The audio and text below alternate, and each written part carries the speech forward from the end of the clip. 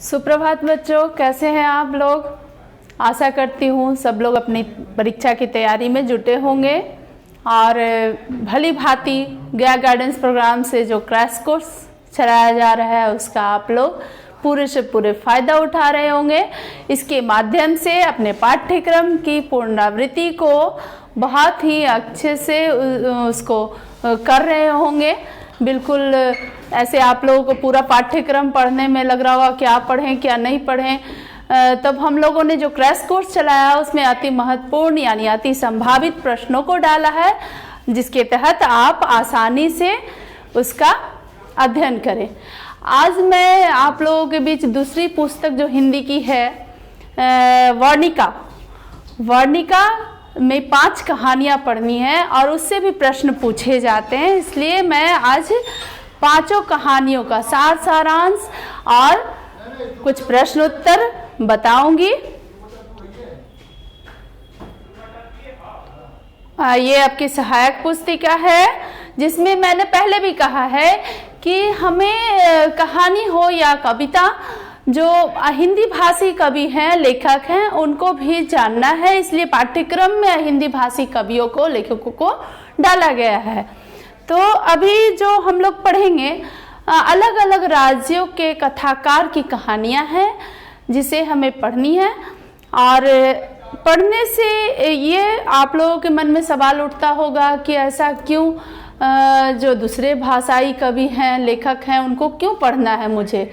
तो मैं पहले भी बता चुकी हूँ कि दूसरे राज्य के परिवेश, वहाँ के सामाजिक परिस्थितियाँ और संस्कृति को भली भांति हम समझ सकें, किसके माध्यम से, लेखनी के माध्यम से। इसीलिए हमारे पाठ्यक्रम में इस तरह की कहानियों को डाला गया है, उन लेखकों को भी समझ सके वो किस तरीके से लिखते हैं, हमारे यहाँ कैसा, दोनों में अंतर को समझ सकें। तो सबसे पहली कहानी है दही वाली मगम्मा। मगम्मा दही वाली का नाम है जो दही बेचती थी, ये तो शीर्षक से ही पता चल रहा है कि दही वाली मगम्मा। तो पहले जानेंगे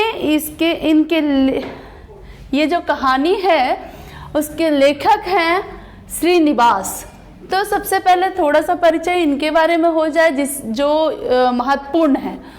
श्रीनिवास जी का पूरा नाम मास्ती अयंगार था। ये प्रश्न पूछता है, आप लोग याद रखिएगा कि श्रीनिवास जी जो लेखक हैं किस कहानी के, दही वाली मगम्मा के, उनका पूरा नाम क्या है। तो मास्ती अयंगार वे कन्नड़ साहित्यकार थे, कन्नड़ भाषा के साहित्यकार थे। उनका जन्म 6 जून 1891 ईस्वी में कोलार कर्नाटक में हुआ था। जन्म स्थान भी पूछता है। इस कहानी का अनुवाद किसने किया, वी.आर. नारायण ने किया। अनुदित कहानी है क्योंकि ये कन्नड़ भाषा की कहानी है। आगे कहानी के बारे में मैं थोड़ा सारांश बताती हूँ। इसमें क्या है, पहले इसके अंदर जो पात्र हैं, मुख्य पात्र, क्योंकि वस्तुनिष्ठ बहुवैकल्पिक प्रश्न हो या वस्तुनिष्ठ प्रश्न हो, उसमें क्या है कि पात्रों के बारे में भी पूछता है कि रंगप्पा कौन था, ये बराबर आता है। रंगप्पा कौन था, तो एक जुआरी था। और नजम्मा कौन है, तो मगम्मा की बहू है। और मगम्मा तो मुख्य पात्र है जो दही बेचती है। तो इस मगम्मा के घर में कितने परिवार के सदस्य हैं, तो मगम्मा रहती है, उसके बहू, बेटा और एक छोटा सा पोता। तो कहीं न कहीं ये मगम्मा दही बेचने जाती है बेंगलुरु में, और इसका घर होता है उसी के पास, ये वेंकटपुर गांव है वहीं पे। और रोज वो दही लेकर सुबह सुबह घर से आती है। तो इस तरह से जब दही बेचती है तो उसकी जो बहू होती है, बहू से झगड़ा हो जाता है क्योंकि पोते को मार रही होती है, बहुत पिटाई कर रही होती है। तो वे उस पे मगम्मा उसे रोकती है, इस कारण बहू से झगड़ा होता है। जब बेटा आता है तो बेटा भी बहू के पक्ष में ही बोलने लगता है, इस कारण से मगम्मा फिर अलग हो जाती है। बेटा बहू से अलग होने के बाद क्या परेशानियां आती है, और मगम्मा इस बीच जब लेखक के घर रोज दही देती है और उनसे अपना सुख दुख सारे चीज़ों को वहाँ बांटती है। परेशानी क्या होता है, अब अकेली ये बुढ़िया विधवा है, वो रह रही है।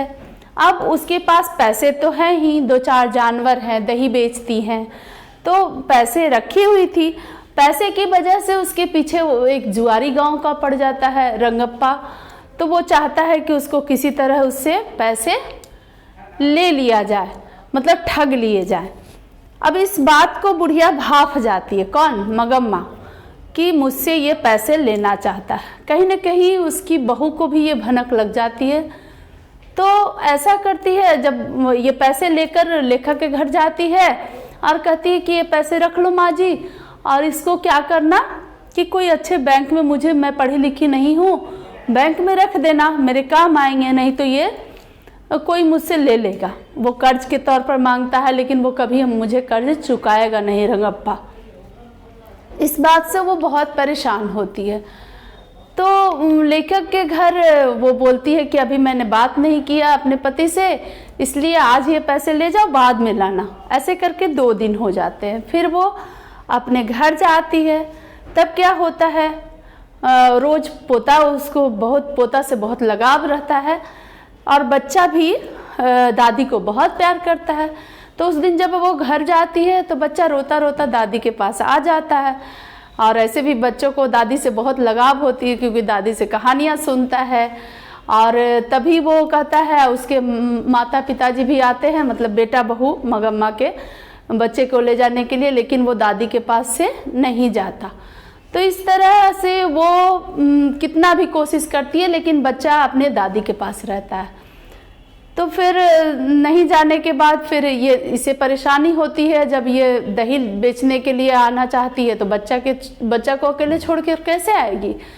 फिर वो एक दिन दही बेचने नहीं आती है। तब दूसरे दिन फिर क्या करती है कि बच्चे को उसके माँ के दरवाजे पे, यानी बहू के दरवाजे पे छोड़ कर आती है। तब क्या होता है कि उसके सामने ये समस्या पैदा होती है। दिन भर सोचती है कि बच्चा कैसे होगा। तब फिर जाती है, उसकी बहू फिर कहती है कि साथ में चलो, साथ में रहना। बेटा भी कहता है कि माँ अब हो गई बात, सो हो गई, अब हम लोग साथ में रहते हैं, क्योंकि बच्चे के बिना भी हम नहीं रह सकते। तो बहू भी कहती है कि अब आप धूप में कहाँ घूमेंगे दही लेकर, अब आपकी उम्र भी हो गई है। मतलब दोनों के बीच यह सुलह हो जाती है। तो फिर बहू बेचने जाती है दही, और उसी घर जहाँ मंगम्मा देती थी दही, वहाँ जाकर मंगम्मा उससे मिलवाती है, और वो भी सुख दुख करती है। तब लेखक ये दोनों के बीच तुलना करते हैं कि परेशानी तो दोनों की सही लगती है, कहीं कोई गलत नहीं है, तो लड़ाई किस बात की। लड़ाई किस बात की, यही इस कहानी में बताया गया है कि लड़ाई अधिकार की है और हक की है। कैसे, आज भी देखते हैं जब शादी हो जाती है बच्चे की, बच्चा छोटा होता है तो माँ का आंचल पकड़कर घूमता रहता है। माँ को भी लगता है अम्मा अम्मा करता फिरता है, बहुत लगाव होता है माँ बेटे का। जब शादी हो जाती है तो पत्नी भी हक जताने लगती है। तो कहीं ना कहीं ये दोनों के अधिकार की लड़ाई होती है। सास सोचती है कि मेरी बातों को ज़्यादा तवज्जो दे, और बहू सोचती है कि मेरी बातों को। बेटा भी बीच में सोचता है कि दोनों को बैलेंस करके चलें, एक समान करके चलें, लेकिन ये हो नहीं पाता है। इस अधिकार की लड़ाई में परिवार उलझ जाता है। तो इस तरह से ये देखिए, मंगम्मा अबलूर के समीप वेंकटपुर की रहने वाली थी। अभी मैंने बताया, और प्रतिदिन वो दही बेचने कहाँ जाती थी, बेंगलुरु। ये सब इम्पोर्टेंट है।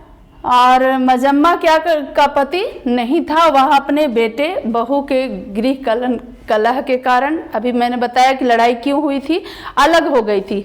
अब उस दौरान रंगप्पा उसे परेशान करता है पैसे के लिए।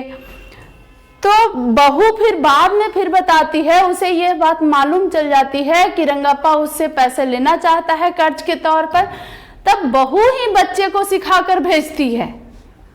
उस लेखक के घर जाकर बहू यह कहती है कि मैंने ही तो अपने बेटे को कहा था कि अपनी दादी के पास जाओ, और क्योंकि मुझे पता था कि बच्चे के मुंह में फिर वो आएंगी, तो इस तरह से झगड़ा सब सुलझ जाता है। और क्या होता है, ये देखिए, सास बहू का अधिकार संबंधी शीत युद्ध का कारण क्या था? एक दूसरे के प्रति ईर्ष्या। तो इस तरह से फिर वो अच्छे से सास बहू रहने लगती है और अधिकार और हक की लड़ाई में द्वंद्व छोटे मोटे चलते रहते हैं। ये है दही वाली मगम्मा। ये कहानी समाप्त। अब आगे बढ़ते हैं। दूसरी कहानी है ढहते विश्वास। मैं संक्षेप रूप में सारांश बता रही हूँ, और कहानियां तो इतनी रोचक होती है जिसे आप मान लीजिए ठंडी के दिन है, सब सब्जेक्ट पढ़ लिए तो हिंदी में तो रोचकता होती है। आप रजाई के अंदर बुक को लेकर पुस्तक को पूरे अच्छे से कहानी को पढ़ भी सकते हैं। तो अपने हिसाब से कहानी को पढ़ लीजिएगा। ऐसे मैंने जो मुख्य बातें हैं, जो जिस तरह के प्रश्न पूछते हैं उस तरह से सारांश में मैं बता दी हूँ। तो ये ढहते विश्वास 7 कोड़ी होता है, इसके लेखक है। ये उड़िया कहानी है, लेखक उड़ीसा के हैं। 7 कोड़ी होता उड़िया के एक प्रमुख कथाकार हैं। इनका जन्म 29 अक्टूबर 1929 ईस्वी में मयूरभंज, उड़ीसा का एक जगह है, जहां हुआ था। और इस कहानी के जो मुख्य पात्र हैं उसके बारे में मैं बताती हूँ, क्योंकि पात्र का नाम और संबंध ये पूछता है वह वैकल्पिक प्रश्नों में, जो 1 नंबर का आपको प्रश्न होगा उसमें। तो पात्र है, मुख्य नायिका इसमें है लक्ष्मी, और लक्ष्मी का पति का नाम है लक्ष्मण, जो कहाँ रहता है? कोलकाता में। वहाँ वो नौकरी या मजदूरी कर कर काम करता है, वहाँ से वो पैसे भेजता है। गुणनिधि गांव का एक पढ़ा लिखा लड़का जो कि कटक से पढ़ाई करके आता है। अच्युत लक्ष्मी का बड़ा बेटा होता है। मुख्य पात्र इसमें इतना ही है। आगे चलते हैं। कहानी का सारांश। ये कहानी है जो उड़ीसा के जनजीवन, जो आम जनता है, जो खास करके जो गरीबी तबके के लोग हैं, जो समुद्र के किनारे घर बना के या नदी के किनारे रह रहे हैं, उनकी परेशानियों के बारे में बताया गया है। जो खेती पर आश्रित हैं उनकी परेशानियों के बारे में बताया गया कि किस तरह कभी बाढ़ और सुखाड़ से वो परेशान रहते हैं। तो ये कहानी है जहाँ पे दलई बांध है। दलई बांध है उड़ीसा में, उसके किनारे एक गांव है, उसी की कहानी है जहाँ लक्ष्मी रहती है। लक्ष्मी के 4 बच्चे हैं, 2 लड़का है और 2 लड़कियां हैं। तो वो चारों बच्चे हैं, और लक्ष्मी का पति कलकत्ता में रहता है और वहाँ से कुछ पैसे भेजता है, जिससे ये खेती बाड़ी भी करवाती है और अपना खाने पीने का प्रबंध भी करवाती है, मतलब घर का खर्च देखती है। तो क्या होता है कि 1 बीघे का जमीन लक्ष्मी सोचती है, क्योंकि बहुत तेज बारिश होती रहती है, लगातार बारिश होती है, तो लक्ष्मी के मन में डर होता है कि फिर लगता है कि बाढ़ आने वाली है। तो वो सोचती है कि कैसे अभी तो सुखाड़, अभी हमने 1 बीघे का खेत करवाया किराए पर हल जुतवा कर, और उसमें क्या हुआ कि फसल तो बहुत अच्छी हुई, लेकिन सुखाड़ होने से सब झुलस कर मर गए, बर्बाद हो गए। और फिर से जब ये करवाने लगे तो अब बाढ़ का डर है। तो वह कहती है कि ये जीवन चक्र कैसा है जो बाढ़ और सुखाड़ में उलझ कर रह रहा है। तो उसे आशंका होती है। तब वो याद करती है कि जब नई नई शादी उसकी हुई थी, उस समय भी ऐसी ही बाढ़ आई थी, और उस बाढ़ में क्या होता है, सब लोग तहस नहस हो जाते हैं। तब उसने एक विभीषिका ऐसी देखी थी, बाढ़ की विभीषिका, जिसमें एक औरत मरी पड़ी रहती है और एक बच्चा उसके ऊपर खेलते रहता है, उसके शरीर के ऊपर, छोटा बच्चा। तो उसका बच्चा बेचारा समझ पाता जब तक कि उसकी माँ मर गई है, तब तक उधर से सियार भी आ जाता है, उसे खींच कर ले जाने के लिए, घसीट कर ले जाता है। तो इस तरह से कैसे आम जीवन अस्त व्यस्त हो जाता है वो बाढ़ के माध्यम से और सुखाड़ के माध्यम से ये बताया गया है। देखिए कहानी का सारांश में उड़ीसा का जनजीवन बाढ़ और सूखा से काफी प्रभावित रहा है। अभी तक वही हाल है वहाँ का कमोबेश। जिस साल ज्यादा वर्षा होती है उस साल उड़ीसा की सारी छोटी बड़ी नदियां उफान पर चली आती हैं और सारा जनजीवन बाढ़ के कारण क्या होता है, त्रस्त हो उठता है। जिस लोगों को सूखा का सामना भी करना पड़ता है। जब वर्षा नहीं होती है तब क्या होता है, सुखाड़ ही हो जाता है। जब वर्षा होती है तो बाढ़ का ही डर होता है। कहानी की नायिका लक्ष्मी को बाढ़ और सूखा का कटु अनुभव है। मैंने बताया कि उसे ये चीज पता है क्योंकि वो बहुत साल से इस चीज को देख रही है, इसलिए अनुभव तो जायज सी बात है। जब ज्यादा जो जितने दिन देखेगा उसको अनुभव उतना ही ज्यादा होगा। एक साल लक्ष्मी ने हल किराए पर लेकर 1 बीघे में जमीन की खेती शुरू की। 1 बीघे जमीन पे ये मैंने अभी अभी बताया। तो क्या हुआ, सारे फसल उसके सूख गए जलकर, क्योंकि उस साल सुखाड़ हो गई। अब दलई बांध टूट गया। अभी जब क्या है, 1 साल अधिक वर्षा के कारण दलई बांध टूट गया। सर्वत्र बाढ़ की विनाशशीलता का अट्टहास गूंज उठा। अब क्या है इसमें, मनुष्य की आवाज क्या होता है ना कि गुणनिधि पढ़ा लिखा लड़का रहता है। जब बाढ़ आने की संभावना या आशंका कहो वैसी लगती है तो सब गांव वाले एकत्र करता है वो, क्योंकि वो पढ़ लिख कर कटक से आया था तो थोड़ा सा वो बुद्धि दौड़ाता है कि जरा मना अगर बांध की मरम्मत कर दी जाए तो हो सकता है बाढ़ रुक जाए, बांध टूटे नहीं। तो वो सारे गांव वाले के लड़के बूढ़े बुजुर्ग सबको जमा करता है और बोलता है कि बाढ़ की मरम्मत अगर की जाए तो हो सकता है हमारा गांव बच जाए। तो वो सभी को लेकर जाता है। लक्ष्मी भी पूछती है बहुत आशा भरी शब्दों में कि क्या लगता है लड़का, ये आज इस बार गांव बच जाएगा? तो वो बोलता है कि देखिए लगा तो हुआ हूँ, रात भर सब लगे रहते हैं बांध को बचाने में। और लक्ष्मी ने भी अपने बड़े बेटे अच्युत को भेज दिया है गुणनिधि के साथ, क्या करने के लिए, बांध को मरम्मत के लिए। सब बालू भरे बड़े बोड़े, जहाँ से बांध रख रहा है पत्थर डाल रहे हैं, बालू भरे हुए बोड़े डाल रहे हैं। रात भर तो किसी तरह रक्षा हो जाती है। रात में क्या करती है लक्ष्मी, एक बोड़े में चूड़ा डालती है, कुछ कपड़े जरूरी डालती है, 2-4 बर्तन डालती है। क्यों? क्योंकि उसे आशंका है कि कहीं बाढ़ का पानी रेलेगा तो हम लोग ऊंची जगह, एक टीला रहता है मंदिर के पास, नीचे स्कूल के पास एक ऊंचा टीला रहता है, उस पे सारे गांव के लोग जाते हैं। तो वो भागने के लिए तैयार रहती है, पूरी तरह से तैयारी कर देती है। और गाय जो उसके हैं, जानवर कुछ रखी है, उसके भी क्या करते हैं, रस्सी खोल देते हैं ताकि ये लोग भी भाग सके। बंधा रहेगा तो बेचारा वहीं पे डूब जाएगा ना, तो जानवरों को भी खोल देती है। बहुत भयानक स्थिति होती है, कैसे करके वो रात कटती है। फिर सुबह होने पे क्या होता है कि सब लोग बांध दरक गया होता है और किनारे से थोड़ा थोड़ा पानी आने लगता है, तार के पेड़ उखड़ने के कगार पर हैं। तब लक्ष्मी समझ जाती है और ऊपर से अच्युत बोलता है कि सब माँ सबको लेकर टीले पे जाओ। तो लक्ष्मी बच्चों को, दोनों बच्चियों को, और जल्दी जल्दी, तब तक तो बाढ़ का पानी बहुत आगे बढ़ रहा होता है, दोनों बच्ची को आगे स्कूल में भेजती है कि वहाँ पे जाके चढ़ो। और तब तक लक्ष्मी जब जाती है तो घुटने तक पानी, फिर कमर पे पानी, फिर गले तक पानी। फिर क्या करती है, एक बर का वृक्ष होता है, उसको उसमें जो जड़ें होती हैं लटकी हुई, उसके सहारे वो पेड़ पे कैसे चढ़ जाती है।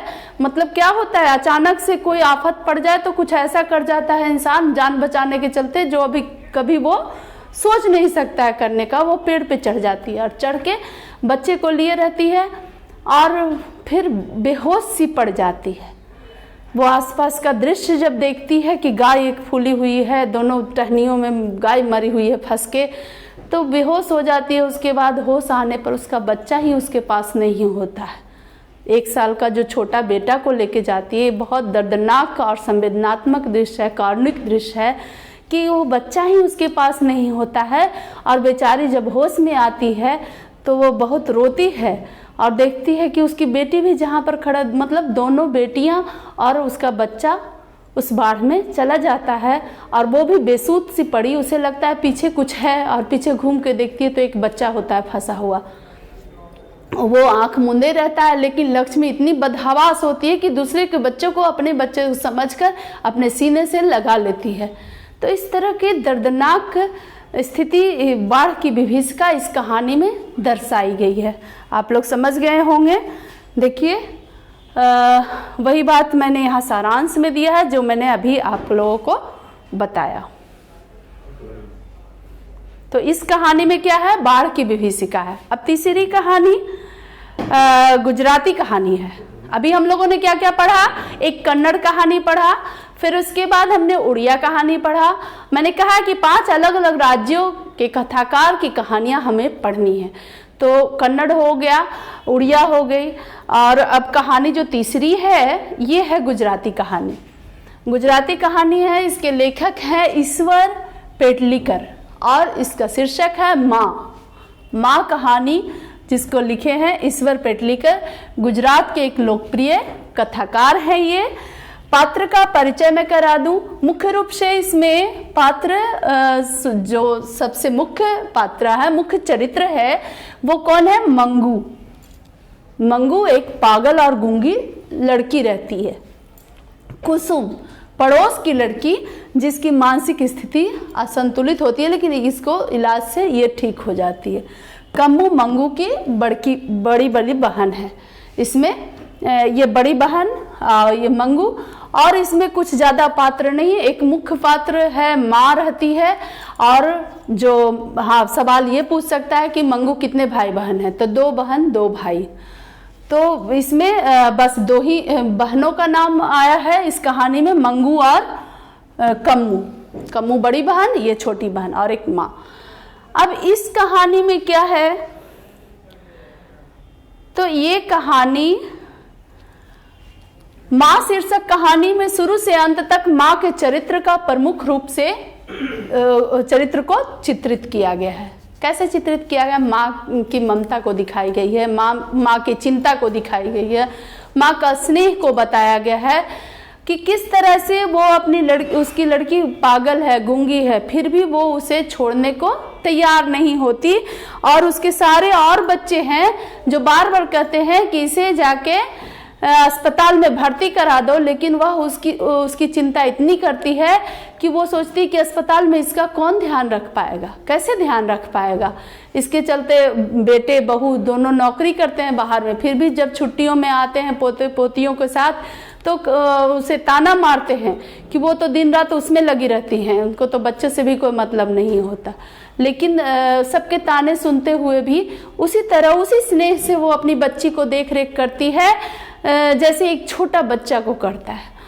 उसकी बेटी तक उसे ताने मारती है। बड़ी बेटी कम्मू कहती है कि तुम ही ने इसे बिगाड़ दिया है, अगर इसका इलाज कराया होता तो ये अब तक ठीक हो गई होती। तो सबके ताने सहने के बावजूद माँ एक माँ होती है, उसका ममत्व कम नहीं होता और उसी स्नेह से बच्ची को देख रेख करती है। लेकिन अस्पताल कब भेजती है, जब एक बगल की लड़की, पड़ोस की लड़की जो होती है कुसुम, वो बड़ी होने के बाद मतलब अचानक से उसका जो मानसिक संतुलन है वो गड़बड़ा जाता है और वो भी इसके जैसा व्यवहार करने लगती है, मंगू के जैसा। तब उसे अस्पताल में ले जाकर 1, 2, 3 महीने सब लोग रखते हैं। तब वो बिल्कुल ठीक होकर आ जाती है।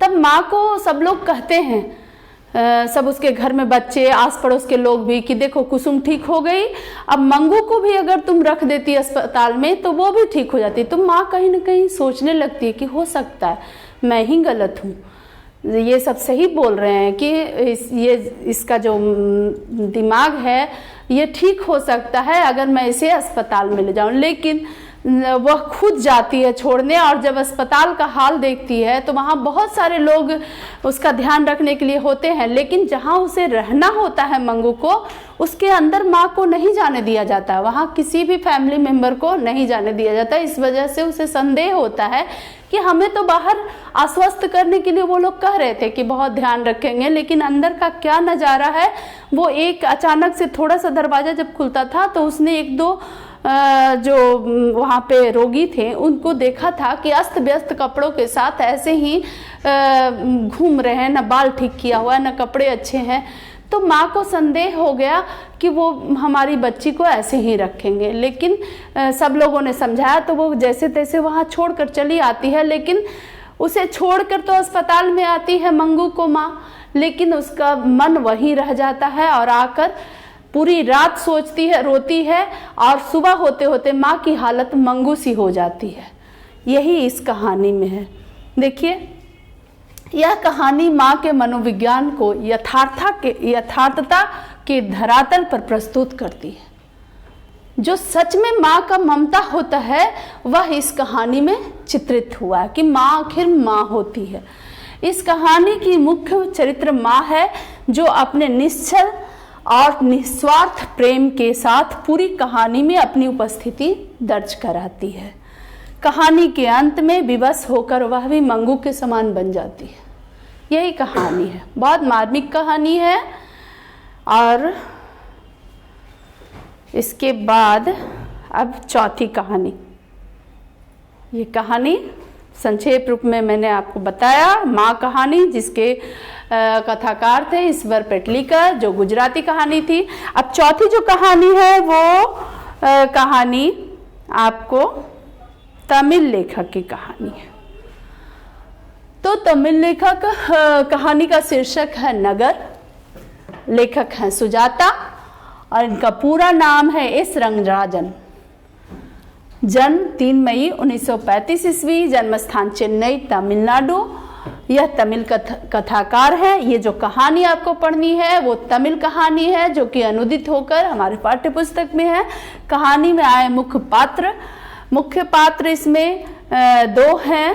पहला बल्ली अम्माल और पापाती। पापाती क्या है? बल्ली अम्माल की पुत्री है, जिसका उम्र है 12 वर्ष। ये 2 पात्र इसमें मुख्य है, माँ और बेटी। अब ये नगर कहानी शीर्षक से ही लग रहा है, नगर यानी शहर। तो इस कहानी में क्या है? प्रस्तुत कहानी में नगरीय व्यवस्था का चित्रण है। शहर में कितनी भाग दौड़, अस्त व्यस्त वाली जिंदगी होती है, जहाँ कभी कभी लोग भोले भाले अगर गांव के चले आते हैं तो बेचारे सीधे साधे परेशान होकर रह जाते हैं, उलझ कर रह जाते हैं। इसी चीज़ का कहीं ना कहीं वर्णन है। एक रोगी जो इलाज के लिए गांव से नगर आती है अपनी बच्ची को लेकर, बल्ली अम्माल अपनी 12 वर्षीय पुत्री पापाती शहर के अस्पताल में इलाज के लिए आती है, जिसको क्या हो जाता है? दिमागी बुखार, मेनिंजाइटिस जिसे कहते हैं। तो लेकिन वह आती है तो अस्पताल का प्रशासन ऐसा है, इतने नियम कानून हैं, इतने टाल मटोल हैं कि बेचारी सीधी सादी भोली भाली वो गांव की औरत इधर उधर चक्कर काटते, इधर टोकन कटाओ, इधर जाके मिलो, वो डॉक्टर से मिलो। वो दिन भर में भी एडमिट नहीं करा पाती है अपनी बेटी को, जबकि उसकी बेटी बहुत सीरियस होती है। और वहाँ के जो हेड डॉक्टर होते हैं, जो मुख्य डॉक्टर हैं, वरिष्ठ डॉक्टर हैं, उन्होंने कह दिया है कि इसे एडमिट लो। उसके बावजूद लोग उसे इस काउंटर से उस काउंटर घुमाते रहते हैं, और वो भोली भाली अपनी बच्ची को छोड़कर इधर उधर घूमते रहती है, क्योंकि उसका पति तो है नहीं, वो विधवा थी और सीधी साधी गांव की रहने वाली, खेती करने वाली।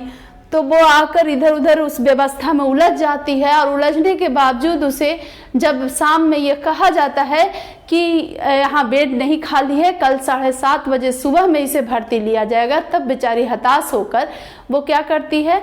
गांव की ओर रुख कर लेती है, रिक्शा लेती है और रिक्शा से बच्ची को लेकर फिर से गांव चली जाती है। और गांव में ये सोचती है कि गांव के छोटे अस्पताल में भी नहीं जाऊंगी, क्योंकि उसने तो कहा था बड़े अस्पताल ले जाओ, तो वो फिर इलाज करेगा नहीं, तो कहाँ दिखाएगी? वैद्य के पास दवा दारू कराएगी, किस तरह की? जड़ी बूटी वाली।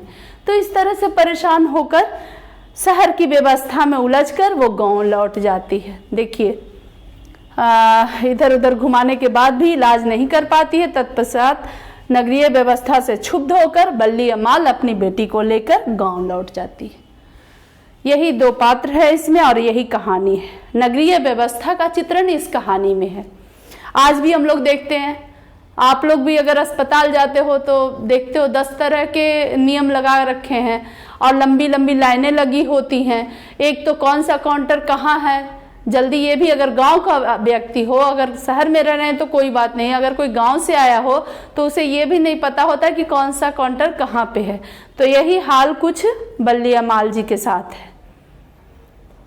चलिए अब ये अंतिम कहानी है, धरती कब घूमेगी। तो हमने अब तक 4 कहानियां पढ़ी। कौन कौन? दही वाली मगम्मा जो कि कन्नड़ कहानी रही, और फिर उसके बाद ढहते विश्वास जो उड़िया, और तीसरी कहानी थी माँ जो कि गुजराती कथाकार द्वारा गुजराती कहानी का अनुवाद था। और अभी जो चौथी कहानी पढ़ रहे हैं वो क्या पढ़े थे? नगर, जो सुजाता एस रंगराजन के द्वारा लिखी गई कहानी थी। और वो कौन सी कहानी थी? तमिल कहानी। और अभी हम लोग पढ़ेंगे राजस्थानी भाषा की कहानी, धरती कब घूमेगी, जिसके लेखक हैं सावर दैया। सावर दैया राजस्थानी भाषा के एक प्रमुख कहानीकार हैं। कहानी के प्रमुख पात्र सीता, ये राजस्थानी भाषा की कहानी है जिसका अनुवाद स्वयं सावर दैया ने ही किया है। कहानी के प्रमुख पात्र सीता है, और कैलाश सीता का बड़ा बेटा, दूसरा बेटा सीता का नारायण, तीसरा बेटा बिज्जू। इसमें हालांकि और भी पात्राएं भबरी और राधा जो इनकी बहू है सीता की, लेकिन मुख्य रूप से इन्हीं का वर्णन है। कहानी का सारांश क्या है पहले ये जान ले। अब कहानी में होता क्या है कि एक बूढ़ी माँ होती है, विधवा बूढ़ी माँ, जिसके 3 बेटे होते हैं। तो आजकल आमतौर पर हम लोग देखते हैं कि बच्चे जिसके हैं अगर अलग अलग, तो वो कहता है कि तुम रखो, ऐसे करके माँ घर के साथ, घर और जमीन जायदाद के साथ साथ माँ का भी बंटवारा करता है। और कोई कहता है कि 2 महीना उसके पास, 2 महीना उसके पास, 2 महीना इसके पास। यही हाल कुछ सीता के साथ होता है। तो सीता बहुत क्षुब्ध हो जाती है कि पहले हम कैसे इसी घर में मालकिन बने रहते थे और बच्चों की चहचहाट से पूरे आंगन मेरा खिला होता था। तब हमारे यहाँ ये रिवाज नहीं था कि उसके बच्चे हमारे पास नहीं खेलेंगे और हमारे बच्चे उसके पास। तो यहाँ होता क्या था, तीनों के बेटे अपने बच्चे को तो बहुत लाड प्यार करते थे, लेकिन भाई के बच्चों के साथ वो लोग रोक टोक करते थे। तो ये सारी चीज़ें सीता को नहीं अच्छा लगता था। और क्या करते थे लोग कि एक बड़ा बेटा क्या किया कि 1-1 महीने का बारी बांध दिया कि 1 महीने माँ मेरे यहाँ रहेगी, 1 महीने तुम्हारे यहाँ, इसी तरह से तीनों की बारी बारी आते जाएगी, 1-1 महीने की बारी। तो ये चीज़ बहुत विडंबना वाली बात लगती थी माँ को कि कैसे मेरी ज़िंदगी बट गई है, किसके चलते? बस रोटी के चलते। क्या है? रोटी के चलते। ना तो प्यार है, ना दुलार है, ना स्नेह है, बस रोटी के चलते मैं इधर उधर दर बदर की ठोकरें खा रही हूँ। कभी उस बेटे के पास, जिस दिन पूरी हो जाती, 1 महीने पूरे होते, दूसरे बेटे के यहाँ चली जाती। तो इस तरह की ज़िंदगी उसे बहुत क्षुब्ध थी ऐसी ज़िंदगी से। तब क्या होता है कि वो ऐसे जी ही रही होती है ताने सुन सुन के इधर उधर। तब तक बड़ा बेटा एक दिन सबको बुला के कहता है कि ऐसा करो कि माँ को 50 रुपये महीने में दे दो। रोटी वोटी बनाने में वो सक्षम है ही, हाथ पैर उनका चल रहा है, तो वो खुद रोटियां बना लेगी अपने लिए। और क्या करेंगे, चाय पानी तो इधर हो ही जाता है। तो ऐसे दिन उनका चल जाएगा। तब सीता बहुत सोचने लगती है कि ये सारी लड़ाई रोटी की है, तो जब मैं सक्षम हूँ तो इनसे पैसे क्यों लूँ सिर्फ रोटी के लिए। और वह घर छोड़कर मतलब भोर होने वाला रहता है, पौ फटने वाला होता है, अंधेरा ही होता है, उस समय ही घर छोड़कर वो चली जाती है सारे बच्चे को कि मैं कहीं भी बर्तन मांज लूँगी, कुछ भी करके मैं अपना पेट पाल लूँगी, लेकिन अब इस घर में नहीं रहूँगी जहाँ कोई प्रेम का मतलब ही नहीं है, कोई बेटा मेरे पास स्नेह से बैठता ही नहीं है, तो सिर्फ रोटी के लिए रोटी तो हम कहीं भी खा लेंगे। तो ये सोचती है। ये बहुत ही मार्मिक चित्रण है वृद्धावस्था का। और इस तरह के समाज में आजकल हो रहे हैं, आप लोग जानते हैं कि बहुत सारे वृद्धा आश्रम भी खोले जा रहे हैं, लेकिन ऐसा होना नहीं चाहिए। जो माँ बाप हमें बचपन में पाल पोस कर हमारी हर नखड़े को अपने पलकों पर बिठाते हैं, वही माँ बाप बूढ़े हो जाने पर उन्हीं बच्चों को भारी लगने लगते हैं। ये इस तरह की कहानी है। तो यहाँ देखिए सीता विधवा माँ है, उसके 3 पुत्र हैं। विधवा होने के बाद वह बेटों पर आश्रित है, पर विडंबना यह है कि वह आश्रित होकर भी निस्सहाय है। उसे 2 वक्त की रोटी मिल जाती है। ये आप एक सीता का चरित्र चित्रण भी आ सकता है। एक प्रश्न दीर्घ उत्तरीय में एक प्रश्न देता है सहायक पुस्तक से, इसलिए कहानी को जान लेने के बाद आप अपने शब्दों में उसको तो लिख लीजिएगा। ये एक तरह से सीता का चरित्र चित्रण भी आप कर सकते हैं, सीता कैसी है और क्या चाहती है। तो उसे 2 वक्त की रोटी मिल जाती है, पर रोटी ही जीवन में सब कुछ नहीं है। रोटी के अलावा भी बहुत कुछ चाहिए कि नहीं। रोटी तो जानवर को भी फेंक के दे देता है इंसान, कि एक रोटी कुत्ते के लिए, एक रोटी गाय के लिए निकालता है और दे देता है, लेकिन रोटी ही सब कुछ नहीं है। इंसान में भावना भी होती है, वो प्रेम भी चाहता है, स्नेह भी चाहता है। रोटी के अलावा भी बहुत कुछ चाहिए। किसको? सीता को। वही उस घर से उसे प्राप्त नहीं हो पा रहा है। वह स्नेह चाहती है अपने बच्चों से, वही स्नेह जो कभी उसने उन्हें दिया है। बचपन में जो स्नेह माँ ने बच्चों को दिया है, वही स्नेह आज बच्चों से वो चाहती है। माँ और बेटे के बीच जो आत्मीयता होती है, सीता को वही नहीं मिल पाता है। कहाँ? उनके बच्चों के पास। कोई बेटा उसके पास बैठकर उसका सुख दुख नहीं पूछता। कम से कम सुबह शाम भी कोई आकर नहीं कहता कि माँ कैसी हो, ठीक हो ना, खाना खाई नहीं खाया। ये सारी बातें भी उससे कोई करने वाला नहीं होता है। उसका दुर्भाग्य है कि उसके बेटे उससे आफत के रूप में उसे क्या देखते हैं? आफत के रूप में देखते हैं उसके बेटे। सब सोचते हैं कि कब मेरा गला छूटे। जिसका 1 महीना पूरा होता है वह बहुत खुश होता है कि अब तो ये उधर जाने वाली है। तो जब उसके बेटे उसे उसके निर्वाह के लिए 50-50 रुपये प्रति माह देने का निर्णय लेते हैं, तब उसे बहुत दुख होता है। वह अपने स्वाभिमान की पुकार पर अगले दिन अंधेरे में ही क्या करती है? घर से निकल जाती है। तो ये है 5वीं कहानी जिसका अंत हुआ। अब देखिए, कुछ प्रश्न मैं डाली हूँ जो महत्वपूर्ण है। मैंने बताया कि आपको जिस तरह से कहानी का सारांश मैं बताई हूँ, उस तरीके से आप इससे एक दीर्घ उत्तरीय प्रश्न आता है, उसको आप कर लीजिएगा। और ये जो बहुवैकल्पिक प्रश्नों में आएगा, उस अति महत्वपूर्ण प्रश्नों को मैंने यहाँ डाला है। मगम्बा क्या बेचती थी? दूध, दही, मक्खन। तो यहाँ हो जाएगा विकल्प बी सही, दही बेचती थी। और प्रश्न 2 है, दही वाली मगम्मा कहानी के कहानीकार कौन है? तो अभी मैंने बताया श्रीनिवास जी, इनका पूरा नाम मास्ती अयंगार है। प्रश्न 3 में देखिए, दही वाली मगम्मा कहानी का प्रमुख पात्र देखेंगे। लक्ष्मी किस कहानी की पात्र है? ढहते विश्वास। मगम्मा है दही वाली मगम्मा की पापाती है नगर कहानी की पात्र। और सीता धरती कब घूमेगी। तो ये आप लोग ध्यान में रखिएगा। दही वाली मगम्मा कहानी का कथावाचक कहाँ से है? तो बेंगलुरु से है। बेंगलुरु में दही बेचने जाती थी मगम्मा। उसका गांव कहाँ था? वेंकटपुर। तो विकल्प सी हो जाएगा सही उत्तर। दही वाली मगम्मा कहानी किसे संदेश देती है? तो बहू को सीख मिली थी। तो ये विकल्प सी सही हो जाएगा। मगम्मा के परिवार के कुल कितने सदस्य थे? तो सदस्य थे 4, 2 बहू और बेटा, 1 पोता और 1 खुद वो, तो 4 सदस्य थे। श्रीनिवास का जन्म कहाँ हुआ था? तो कर्नाटक में। कन्नड़ कथाकार ये थे। कथाकार को वर्षों से मगम्मा कौन सी वस्तु दिया करती थी?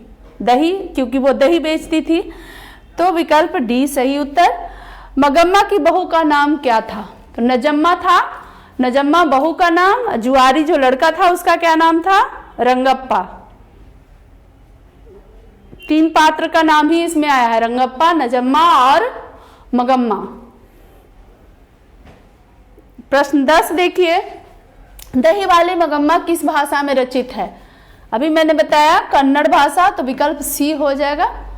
सही।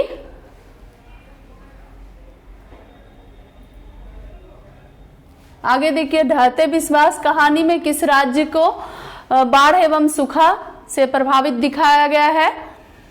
तो बिहार, राजस्थान, उड़ीसा, केरल।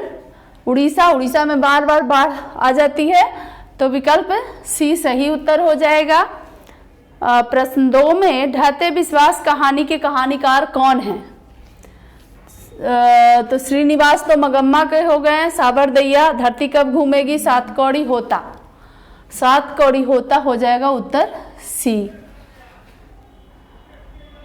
प्रश्न 3 देखिए, ढहते विश्वास कहानी का प्रमुख पात्र कौन है?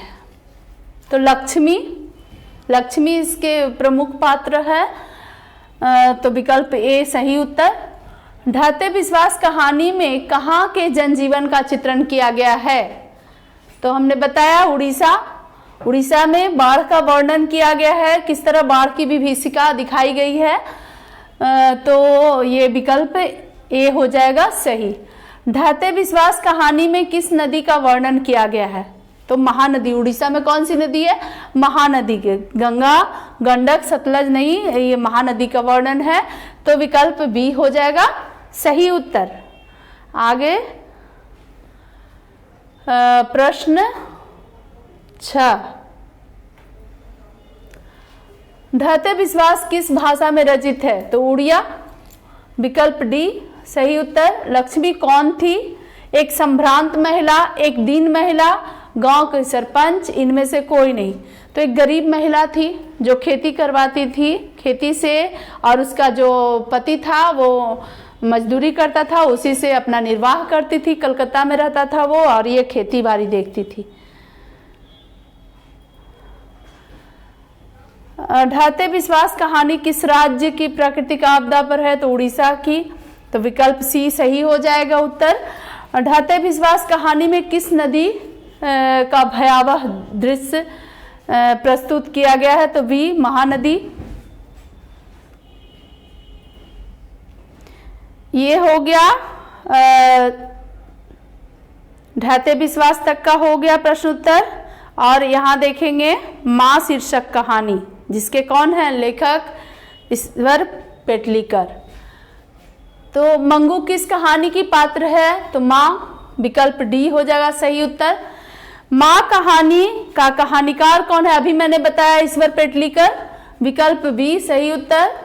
माँ कहानी में किसकी ममता का वर्णन किया गया है? तो माँ की शीर्षक से भी पता चल रहा है बच्चों, क्या है बेटा? माँ, यानी जो शीर्षक है उसी की ममता का वर्णन है, तो विकल्प बी सही उत्तर हो जाएगा। माँ कहानी का प्रमुख पात्र कौन है? तो मंगू, ये विकल्प डी हो जाएगा सही उत्तर। मंगू कैसी लड़की थी? तो यहाँ थोड़ा सा ये आप सुधार लीजिएगा, आप लोग कंफ्यूज यहाँ पे हो जाइएगा, समझ नहीं पाइएगा कि पागल लिखूं या गूंगी, तो एक में कर लीजिए, ये इनमें से कोई नहीं। कुछ यहाँ पे टाइपिंग मिस्टेक है, तो इसका ऑप्शन सी कर दीजिएगा सही उत्तर। माँ किस भाषा में? क्योंकि क्या है, कहानी में मंगू जो थी पगली और गूंगी दोनों थी, तो पागल और गूंगी दोनों थी, इसमें विकल्प चेंज हो जाएगा, बस आप ये याद रखिएगा। माँ किस भाषा में रचित कहानी है? तो गुजराती भाषा, गुजराती कथाकार है ना ईश्वर पेटलीकर, तो विकल्प सी हो जाएगा सही उत्तर।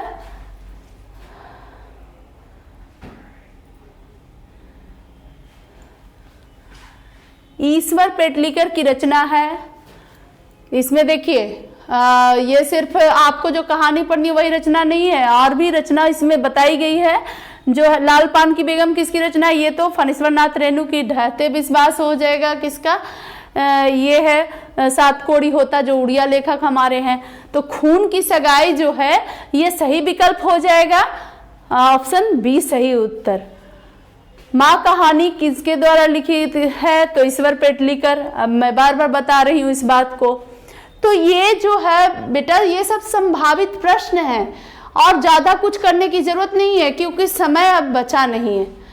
इसलिए आप संभावित प्रश्नों को एक बार देख लीजिएगा, तो सारा कुछ हल हो जाएगा। और कहानी को संक्षेप में मैं बता ही दी हूँ, प्रश्न आए तो अपने शब्दों में उसको लिख देना। माँ कहानी में कौन पागल था? तो कौन था पागल? मंगू। मंगू हो जाएगा विकल्प बी सही उत्तर। किसके पागलपन में सुधार देख लोग मंगू की माँ को अस्पताल जाने की सलाह दे रहे थे? मैंने बताया था सारांश में कि कुसुम एक पड़ोस की लड़की थी जिसकी जो वो भी उसी तरह से पागल हो गई थी, लेकिन अस्पताल में इलाज के बाद वो संतुलित हो रही थी। उसको जो सब लोग देखे कि उसमें सुधार हो गया, तो सभी लोगों ने मंगू की माँ को यह सलाह दिया कि इसे भी अस्पताल में भर्ती करा दो। तो विकल्प ए हो जाएगा सही उत्तर। अब अगली जो कहानी है वो नगर। प्रश्न 1 देखिए, पापत्ती किस रोग से ग्रसित थी? मैंने बताया था मेनिंजाइटिस होगा, बी ऑप्शन हो जाएगा सही उत्तर। नगर कहानी का कहानीकार कौन है? तो सुजाता। ये सब तो अभी मैंने बताया कि ये धरती कब घूमेगी, साबरदैया और ढाते विश्वास और श्रीनिवास जी मगम्मा। तो ये ऑप्शन सही उत्तर हो जाएगा। नगर कहानी का प्रमुख पात्र कौन है? तो प्रमुख पात्र, ये जो कहानी है पापत्ती के आसपास घूमती है, बीमार वही है, अस्पताल उसे ही ले जाती है उसकी माँ। तो इसकी जो प्रमुख पात्र है वो कौन है? पापत्ती, जो कि 12 वर्ष की एक लड़की है। तो विकल्प बी हो जाएगा सही उत्तर। नगर कहानी में किस नगर का वर्णन किया गया है? ये इंपॉर्टेंट है, इसे याद रखिएगा। इसमें मदुरै शहर का वर्णन है। कौन सा शहर का वर्णन है? मदुरै। तो विकल्प ए सही उत्तर। बल्ली अम्माल की पुत्री कौन थी? पापाती। तो विकल्प बी सही उत्तर। सुजाता का वास्तविक नाम है क्या? के से तो सुजाता होता नहीं है, जी से भी नहीं होता है, आर से भी नहीं होता है। सुजाता होता क्या से है? एस रंगराजन। तो विकल्प बी सही उत्तर। सुजाता का जन्म कहाँ हुआ? सुजाता कौन है? लेखक है नगर कहानी के। तो इनका जन्म हुआ तमिलनाडु। तो ये तमिल कहानी है, इसलिए इनका जन्म तमिल कहानीकार है, इसलिए तमिलनाडु में। तो विकल्प ए सही उत्तर। प्रश्न 8 देखेंगे, सुजाता की लगभग कितनी कृतियां प्रकाशित हो चुकी हैं? जो लेखक हैं सुजाता, उनकी कितनी कृतियां प्रकाशित हो चुकी हैं? तो ऑप्शन बी इसका हो जाएगा सही उत्तर। 25 से अधिक कहानियां। नगर कहानी किस रचना से संकलित है? तो नगर कहानी जो है समकालीन भारतीय साहित्य, ये इससे नहीं, ये इसके लिए है, राजस्थानी कहानी के लिए। आधुनिक तमिल कहानियां, इनमें से कोई नहीं, माँ। तो विकल्प ए सही उत्तर हो जाएगा, आधुनिक तमिल कहानियां। के ए जमुना द्वारा अनुदित रचना क्या है? तो कहानी नगर। विकल्प सी सही उत्तर हो जाएगा बेटा। अब आगे ये अंतिम कहानी हमारी है, उसका प्रश्न उत्तर है धरती कब घूमेगी। मैंने बताया था ये एक राजस्थानी कहानी है, इसके लेखक हैं साबरदैया। सीता को अपने घर ही में कैसा महसूस होता है? घुटन, आनंद, सुख, दुख। तो उसे बहुत घुटन का अनुभव होता है, तभी तो वो घर छोड़कर जाती है। तो इसका विकल्प ए हो जाएगा सही उत्तर। दूसरा प्रश्न है धरती कब तक घूमेगी। शीर्षक कहानी के कहानीकार कौन है? तो अभी मैंने बताया साबरदैया। देखिए विकल्प सी हो जाएगा इसका सही उत्तर। धरती कब तक घूमेगी कहानी का प्रमुख पात्र सीता है। सीता पर ही कहानी उसी के इर्द गिर्द घूमते रहती है शुरू से अंत तक, इसलिए प्रमुख पात्र कौन हो जाएगी? सीता। तो विकल्प डी हो जाएगा सही उत्तर। ये सब तो है दूसरी कहानियों का, आपको पता है, ढाते विश्वास लक्ष्मी, दही वाली मगम्मा मगम्मा, पापत्ती नगर की। तो इसमें विकल्प सीता सही होगा। धरती कब तक घूमेगी कहाँ की कहानी है? तो अभी मैंने बताया राजस्थानी कहानी है, इसलिए राजस्थान की। विकल्प सी हो जाएगा सही उत्तर। धरती कब तक घूमेगी कहानी में किसकी प्रधानता दी गई है? नारी की। नारी की कह लो, या ऑप्शन में अगर माँ रहेगा तो माँ को कहोगे, या फिर वृद्धावस्था रह सकता है। ऑप्शन हो सकता है चेंज रहे बेटा, आप लोग को विचलित नहीं होना है, सही चीज को समझना है। हो सकता है वृद्धावस्था का चित्रण रहे, वो भी लिख सकते हो। माँ का चित्रण रहे, माँ भी लिख सकते हो। अभी यहाँ पे नारी, क्योंकि इन सब में से कोई नहीं। सीता क्या एक नारी है, उसी पर पूरी कहानी है। धरती कब तक घूमेगी किस भाषा की रचना है? तो राजस्थानी भाषा की। धरती कब तक घूमेगी के अनुवादक कौन है? तो इसमें से तो अनुवाद मैंने कहा था कि इसका जो अनुवाद है लेखक स्वयं किए थे। तो यहाँ पे ऑप्शन में नाम है जिसमें लेखक का नाम आपको नहीं दिख रहा है, इसलिए इनमें से कोई नहीं। तो विकल्प डी हो जाएगा सही उत्तर। अब ये देखिए प्रश्न 8 देखिए, धरती कब तक घूमेगी संकलित है, कहाँ से संकलित है? तो समकालीन भारतीय साहित्य से होगा। इन सब में से तो नहीं, आधुनिक तमिल में से तो तमिल कहानी थी, ये तो राजस्थानी है। ये समकालीन साहित्यकार भी थे, कथाकार थे, इसलिए समकालीन भारतीय साहित्य से। तो विकल्प ए हो जाएगा सही उत्तर। सीता के कितने पुत्र थे? मैंने बताया था सीता के 3 पुत्र थे। बड़ा बेटा का कैलाश नाम था, दूसरा वाला का नारायण नाम था और तीसरे वाले का बिज्जू नाम था। तो सीता के कितने पुत्र थे? 3। विकल्प 3 हो जाएगा सही उत्तर। ये पांचों कहानियों को मैंने बताया, उसके जो महत्वपूर्ण प्रश्न थे, अति संभावित प्रश्न थे, उसे मैंने बताया। आप लोग इसे देख लीजिएगा और एक बार में, मुझे तो लगता है कि 1-2 बार में ये याद हो जाना चाहिए, क्योंकि कहानी तो रोचक होती है जिसको आप लोग बहुत दिलचस्पी के साथ पढ़ते हैं। तो ऐसा कुछ टफ नहीं है, मुश्किल नहीं है। ऐसे भी आप लोग निरंतर लगे हुए हैं और क्रैश कोर्स का लाभ अधिक से अधिक उठाएं। और जो भी परेशानी हो, आपको लगता है कि इसमें कुछ और प्रश्न भी पूछ सकता है, तो आप कमेंट बॉक्स में ज़रूर लिखें, मैं उसका जवाब दूंगी। और कुछ कंटेंट्स चाहिए होंगे तो आप उसकी मांग करें और मैं कोशिश करूंगी कि अगले क्लास में उसको देकर पूरी करूं। तो ठीक है बच्चों, पढ़ते रहें, बढ़ते रहें। धन्यवाद।